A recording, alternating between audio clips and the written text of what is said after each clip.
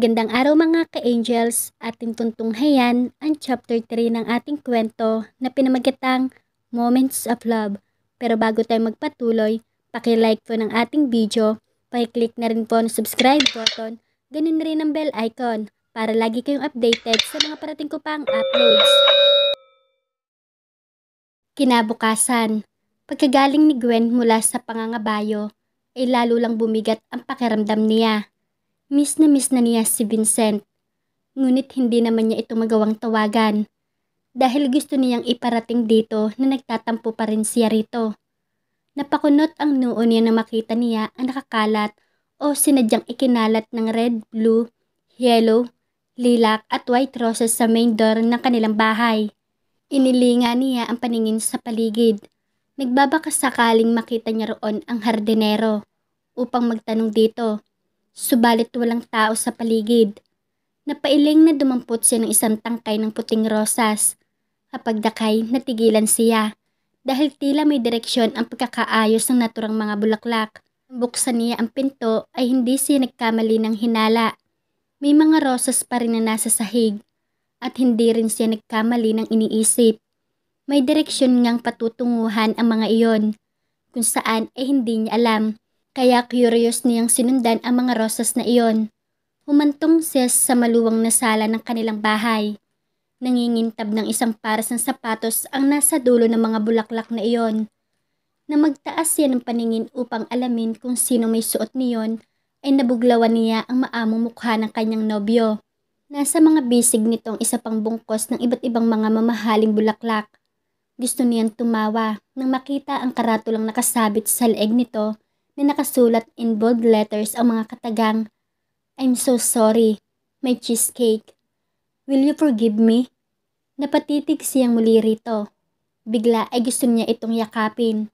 Hindi lang ito mukhang mabango, kundi humahalimuyak sa sala ang kulong na ginamit nito. Maputi ito, kaya kahit anong oras, kahit napagpawisan ito ay mukha pa rin itong mabango. Isa sa mga nagustuhan niya rito ay ang matikas sa tindig nito. Maganda rin ang mga mata nitong may mahahabang pilik. Kapag nakatikom ang mga labi nito, ay nagbibigay iyon ng supladong impresyon dito. Ngunit kapag ngumiti na ito, ay tiyak na sino mang babaeng makakakita niyon ay mawawala sa kinalalagyan ang puso. "I'm so sorry, Gwen. Please forgive me. Iutos mo na sa akin ang lahat ng gusto mong iutos. Gagawin ko lahat. Patawarin mo lang ako, may cheesecake." Lumapit siya rito. "Para sa akin ba yung hawak mo?" "Yes, they are for you." Mabilis nitong iniabot ang mga bulaklak sa kanya. Muli na naman siyang napatingin sa karatulang nakasabit sa leeg nito. "Tanggalin mo nga yan. Baka may makakita sa iyo niyan. Sabihin, masyado kitang kinakawawa." "Pinapatawad mo na ba ako, may cheesecake?" Bumuntong hininga siya. "Hindi naman ako nagtatanim ng galit sa taong mahal ko eh. You're already forgiven." "Talaga?" Hinubad nito ang nakasabit sa leeg. Pagkuway lumapit sa kanya. Yumakap ito sa kanya na mahigpit. "Thank you so much, Gwen. I terribly miss you. Hindi pa man nakakababa ang eroplano sa domestic airport, ay gusto ko nang lumipad patungo rito sa inyo. Dahil alam kong nagtatampo ka pa rin sa akin. I miss you too, Vincent. And believe me, hindi na ako nagtatampo sa iyo." Humiwalay ito mula sa pagkakayakap sa kanya. Kinuha nito sa kamay niya ang mga bulaklak at inilapag iyon sa lamesa. Pagkatapos ay ginagap nitong pareho ang kanyang mga palad. "I'll go crazy, Gwen, kapag nawala ka sa buhay ko." Seryoso nitong saad. "And I swear I can't go on with a normal life kapag naghiwalay tayo at hindi natupad ang pagpapakasal natin." Hinaplos niya ang pisngi nito. "Hindi ako mawawala sa iyo, Vincent. I promise you that." Inilapit nito ang mukha sa kanya at ginawaran siya ng isang magaan na halik. Muli sana nitong idadaiti ang mga labi sa kanya nang tila may maalala. "Nasaan nga pala ang mga kuya mo?" Napangiti siya. Alam niyang nahihiya itong maabutan na naman sila ng ganoong eksena. Nasa rice mill si Kuya Marcus. Si Kuya Hector naman ay nasa rancho. "Kumusta na sina Maylene at ang baby niya?" They're fine. Siya nga pala, may lakad ka ba this weekend? Saglit itong nag-isip. Pagkuway umiling. Wala naman. Why? Gusto ko sana samahan mo akong lumuwas sa Maynila. Actually, sa Laguna talaga ang lakad ko.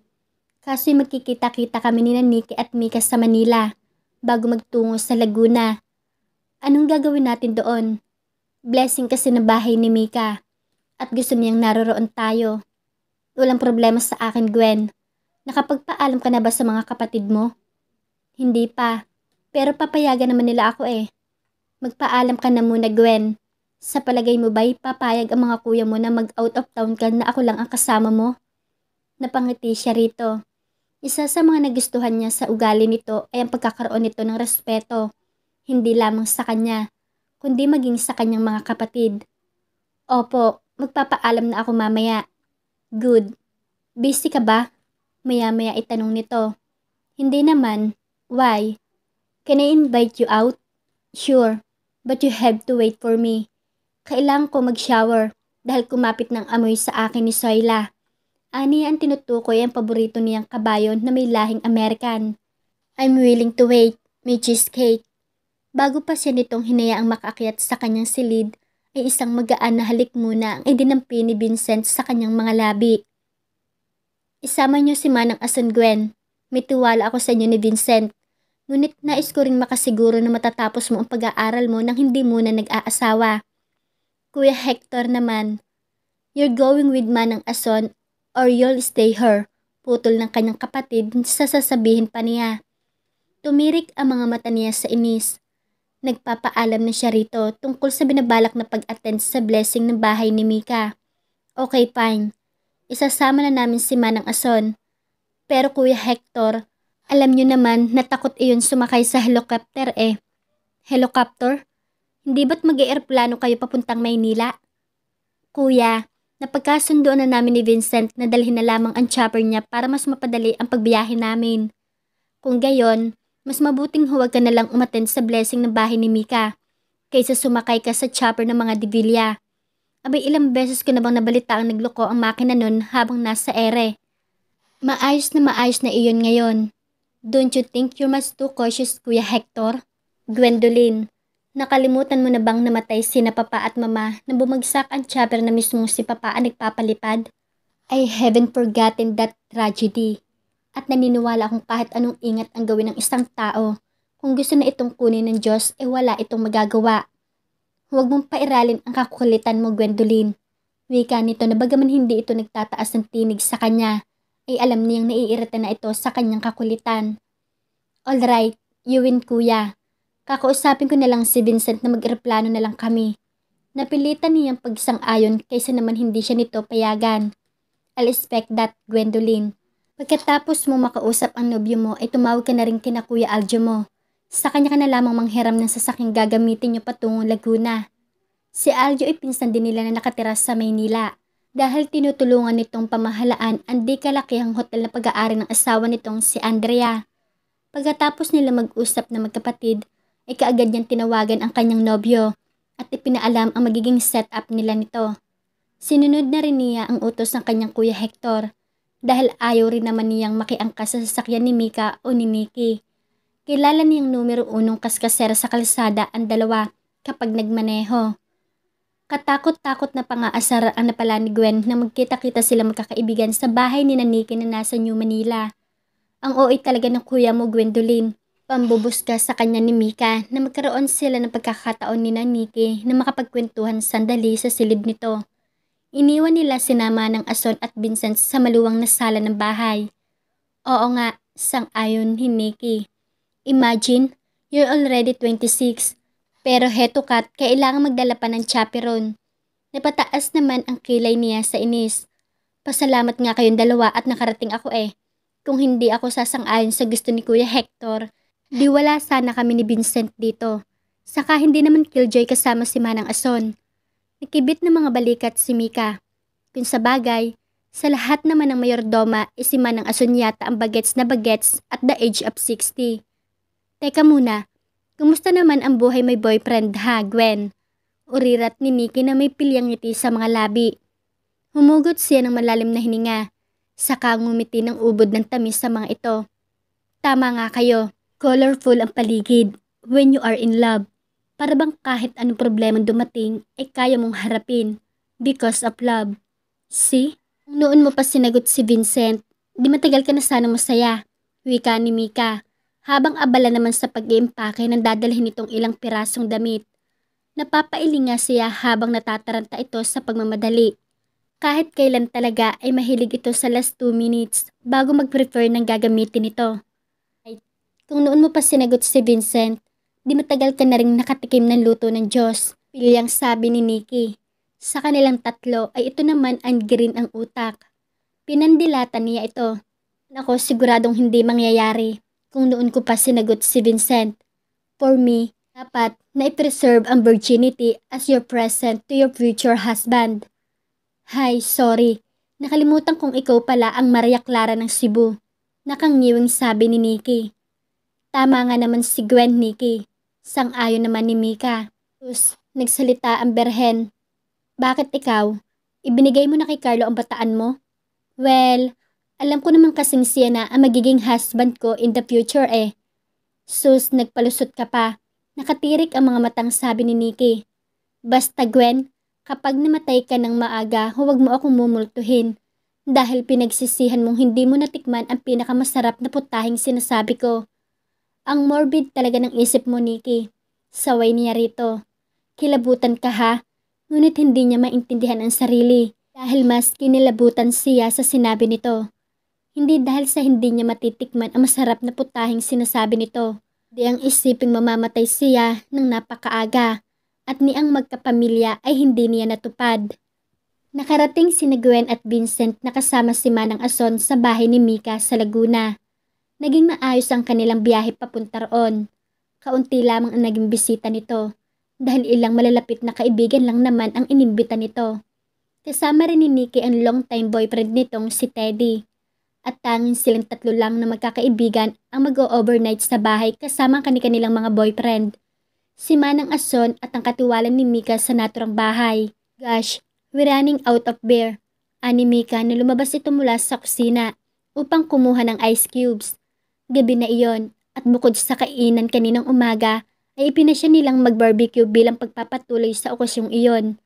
Kami na lang ang bibili ni Vincent, pagpipresenta ni Gwen. Napatingin sa kanya ang kanyang nobyo. Nababasa niya sa mga mata nito ang pagtutol at binaliwala lang niya iyon. Inuha niya sa kanyang handbag ang susi ng kotse na hiniram pa niya sa pinsan niyang si Aljo. Mabuti pa nga, wika naman ni Nikki. Medyo tipsy na itong si Teddy, kaya hindi ko hahayaang magmaneho ito. Kayo naman dalawa, ay lasing lang sa pulutan. Ni hindi ko nga kayo nakitang tumikim kahit isang lata ng beer. Guys, alam naman ninyong allergic ako sa beer. Ito namang si Vincent, talagang hindi niyo mapapainom ng kahit na anong klase ng alak. Siya, tama na mahabang paliwanag. Putol ni Mika. Bumili na kayo. Bilisan niyo lang dalawa. Mukhang uulan eh. Medyo malakas kasi ang ihip ng hangin sa labas. Tumayo na silang dalawa. Lumabas sila ay nadaanan nila si Manang Ason na nakikipagkwentuhan sa katulong ni Mika. Aalis kayo, Gwen? Bibili lang po kami ng beer, Manang. Paalam niya. Ganoon ba? Tumayo ito at akmang sasama sa kanila. Magpahinga na lang ho kayo, Manang. Pigil niya rito. Malalim na ho ang gabi. Saka sandali lang naman ho kami ni Vincent. Nag-aalangan pa muna ito bago tumango. Mag-iingat kayo. Abay mukhang naririto na sa Timog Luzon ang ulo ng bagyong si Alma. May bagyo ho? Tanong ni Vincent. Abay meron. Kasasabi lang ng announcer sa radyo. Kanina pa kasi kami nakikinig ni Tina sa radyo. Siguradong natataranta na rin ang mga tauhan nyo sa bukid sa pagsilong ng mga palay, Gwen. Abay naroon sa Cebu ang pinakamata ng bagyo. Let's go cheesecake. Hayan at nagsisimula ng umambon. Pagyayaya ng kanyang nobyo sa kanya. Ilang kilometro pa nga lang ang tinatakbo ng sasakyan nila ay dinig na nila sa bubungan ng kotse ang malalaking patak ng ulan. Napapalatak si Vincent. Napakagatlabi naman siya sa iginawi nito. Galit ka ba? Nag-aalalang tanong niya rito. Bakit naman ako magagalit? Nakangiti ito ng lingunin siya. Kaya lang ay nag-aalala ako dahil mukhang lalakas pa ang ulan na ito. Hindi ko kabisado ang daan dito. Sorry. Kung gusto mo ay bumalik na lang tayo. Kasalukuyan ng tinatalon ng sasakyan nila ang maliit na tulay na bakal na ang pinakasahig ay mga kahoy na yakal. Kulang-kulang na ang mga tablas sa tulay na iyon, kaya mabagal at maingat ang takbo ng kanilang sasakyan.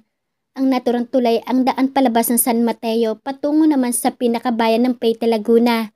Sa ilalim ng naturang tulay ay isang buhay na ilog.